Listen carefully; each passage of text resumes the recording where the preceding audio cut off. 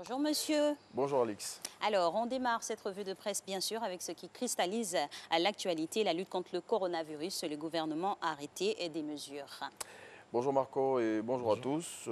Parmi ces décisions prises par le Conseil national de sécurité qui s'est réuni hier, on note notamment la fermeture des universités et écoles pour 30 jours, la suppression de tous les événements sportifs, culturels, nationaux et internationaux ou encore l'interdiction des rassemblements de plus de 50 personnes. Retrouvez le communiqué final de la rencontre d'hier dans Fraternité Matin de ce jour. Et le moins qu'on puisse dire, mon très cher Renaud, c'est que les populations sont très inquiètes. Oui, les Ivoiriens, selon le quotidien Aujourd'hui, ont peur. Le confrère indique qu'après l'annonce hier par le gouvernement des mesures qu'ils appelaient pourtant de tous leurs vœux, les populations sont rongées par l'inquiétude. Plus de précisions dans Aujourd'hui de ce 17 mars 2020. Et le journal Smart s'adresse au coronavirus. Tout à fait. Le confrère le fait avec ces mots. Covid-19, alias coronavirus, tu ne gagneras pas cette guerre. Et il ajoute Côte d'Ivoire, France, USA. Voici les mesures prises pour te mettre sans pitié hors d'état de nuire. Selon le confrère, la pandémie dont le nombre de cas en Côte d'Ivoire s'élève désormais à 6, s'apparente à une guerre mondiale face à laquelle les mesures fortes arrêtées par les pays finiront par s'imposer. Et puis, des rumeurs font état de contamination dans le contingent français en Côte d'Ivoire.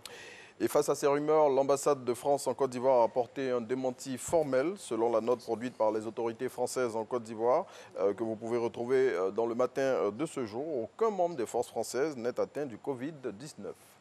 Et on parle politique maintenant avec le président de la République qui s'est exprimé sur le cas Tidiane Thiam. Oui, face aux rumeurs selon lesquelles l'ex-directeur du Crédit Suisse sera candidat à la présidentielle en Côte d'Ivoire, Alassane Ouattara déclare « Il lui appartient de dire ce qu'il souhaite faire pour l'avenir ». Alassane Ouattara l'a dit au cours d'une interview qu'il a accordée cette semaine au magazine Jeune Afrique.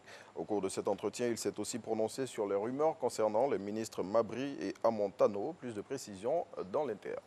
Et puis politique toujours avec le parti politique qui fait bloc derrière son candidat pour la présidentielle 2020. Vous voulez parler du parti présidentiel, le RHDP, qui est soudé derrière Amadou Gon pour la victoire. Selon Le Jour Plus, les oufouettistes déploient bientôt leur bloc équipe dans les 31 régions du pays. Et toujours dans la même lancée, la capitale de la région de Bouaké valide la candidature du RHDP. Oui, Bouaké dit oui au choix d'Amadou Gon, c'est ce que lance à sa une l'expression. La ville, selon le confrère, est en phase avec les instances du parti sur le choix du chef du gouvernement pour défendre ses couleurs lors de la présidentielle du 31 octobre prochain. Et comme il fallait s'y attendre, le FEMUA est reporté à une date ultérieure. Oui, c'est l'annonce faite hier par voie de communiqué par le commissariat général de l'événement. Le festival des musiques urbaines d'Anoumabo s'ajoute ainsi à la longue liste des événements qui ont dû être annulés ou reportés en raison de l'évolution de la pandémie et surtout de la survenue de cas en Côte d'Ivoire. Merci à vous, Renaud Kobia. On se revoit demain. Merci, à demain. Alors, nous, on